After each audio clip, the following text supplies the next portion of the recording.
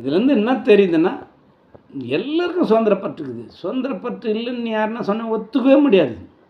நடந்து போயின்னே இருப்பான். யாரோ ஒரு பைக் எங்கேயோ ரோட்டில் நடந்து போயின்னே இருப்பான்.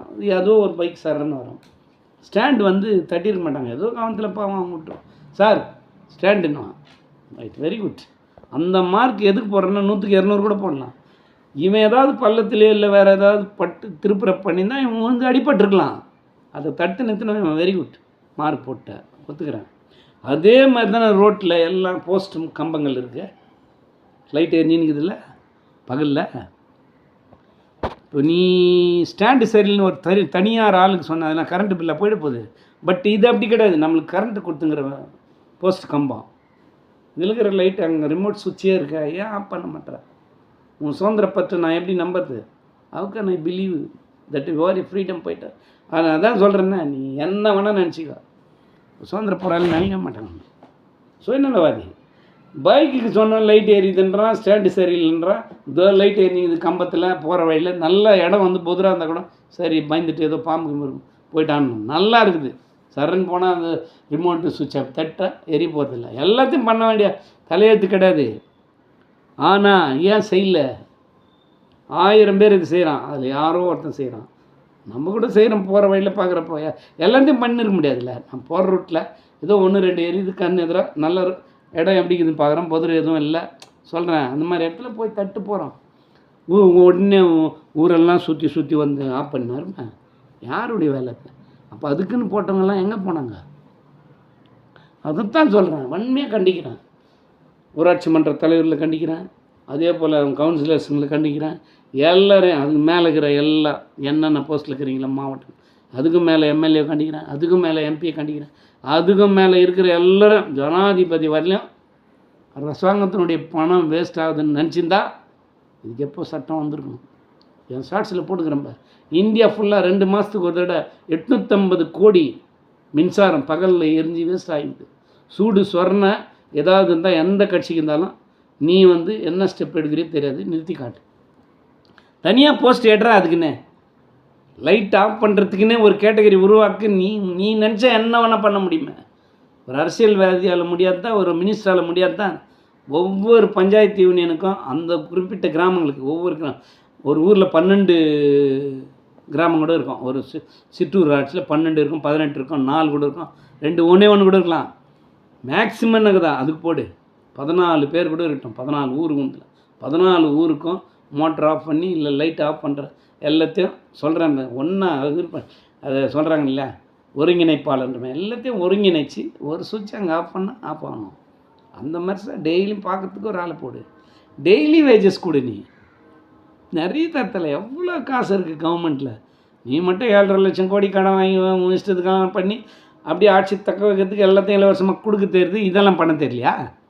நான் எல்லோரும் கேட்குறேன், குறிப்பிட்ட கட்சியை கேட்கல. அப்போ இதுலேருந்து என்ன தெரியுது? சுயநலவாதிகள். All are self centred fellows. You are not a centred fellow, self centred fellows. அதனால தான் நாங்கள் சொல்கிறோம், திரும்பி நாங்கள் ஏன் கிரிட்டிசைஸ் பண்ணுறோம். அண்ணன் ஏன் கத்திங்கிறார் சீமான் அண்ணன்?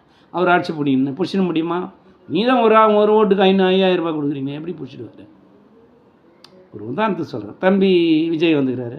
விஜய் எல்லாம் காசு கொடுத்து வாங்கணும், விட்டு இல்லாத வரணும்னு தான் ஆசைப்பட்றான். அவர் காசு கொடுக்காத நடத்துகிறாரா பார்த்துக்கலாம், அது அப்புறம் கதை.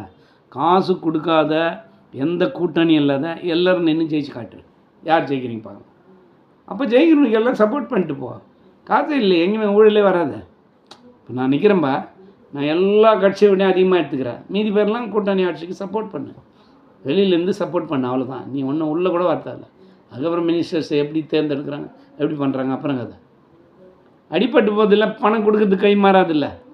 பணம் கை மாறாது, பணம் போகாது, யாரும் ஓட்டுக்கு பணம் வாங்க மாட்டாங்க, பணம் கொடுக்கவும் முடியாது. அரெஸ்ட்டு.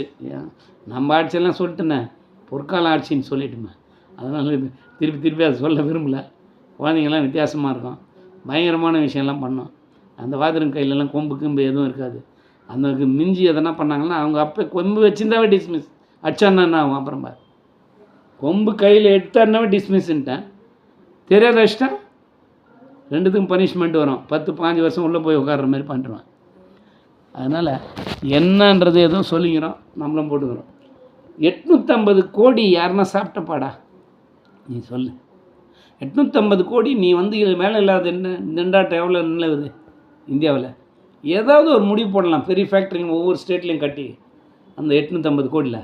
ஏன் வேஸ்ட்டாக போடுறீங்கன்றேன். உனக்கு என்ன சரியில்லை. என் வீட்டு லைட்டே எரிஞ்சால் நமக்கு என்னங்க ஏன்னு கேட்டால் அவன் திருடி அவன் வீட்டுக்கு எடுத்து போனால் அப்படி தான் வரும் எண்ணம். அது நல்லவன் உட்காந்துட்டாங்க ஆட்சியில் அட்மினிஸ்ட்ரேட்டர். ஏய் என்ன நம்ம கேட்காதே செய்கிறாரு, லைட்டை ஆஃப் பண்ணிட்டு போடாட்டோம். பார்த்துட்டு இப்போ சப்போஸ் ஒரு இளைஞன் போகிறான்னு வச்சுக்க அந்த சைடில், சப்போஸ் பார்க்கல சைடில் போகிறேன் பார்த்துட்டான், ஏய் லைட் எரிஞ்சு தானே இருக்குது ஆஃப் பண்ணிட்டு போக வேண்டியதானே திட்டிட்டு போவான். நல்ல ஆட்சி தானே நடக்குது, நம்மளுக்கு எல்லாம் நல்லா நடக்கிற செய்கிறாங்கல்ல. இப்போ அப்படி இல்லையா, நீ வீட்டு வேலையை இது மாதிரி திருடி வச்சிங்கன்னா எல்லாத்தையும் அப்படி தான் ஆகும். நீ 50 அடித்தா அவன் 150 அடிக்கிறான், அவன் 150 அடித்தா நான் 750. நீ ஏன் 750 வெறும் இல்லை 750 கோடி அந்த மாதிரி போய் நின்றா அப்படி தான் வரும் நாடு. அப்படி தான் போவோம், அப்படி தான் கொலை நடக்கும், லேடிஸ் மாலஸ்டேஷன் நடக்கும், குழந்தைகள் வந்து பாலியல் சீண்டல் ஏற்படும், கேங் ரேப்பிங் நடக்கும், டெக்காய்டி நடக்கும், என்னென்ன குற்றங்கள் இருக்குதோ anti social activities will be taken please வந்து தான் இருக்கும். என்ன பண்ண சொல்கிற பண்ணுறிவே நீ சரியா? 10 நாள் டைம் எல்லாத்தையும் மாற்று, ராணுவ ஆட்சி மாதிரி ஆக்கிடுவேன். 10 நாள் தான் எல்லாம் தூக்கி நான் தான் சொல்லிட்டேனே. அடுத்த லைனில் வரேன், அடுத்ததில் வரேன்.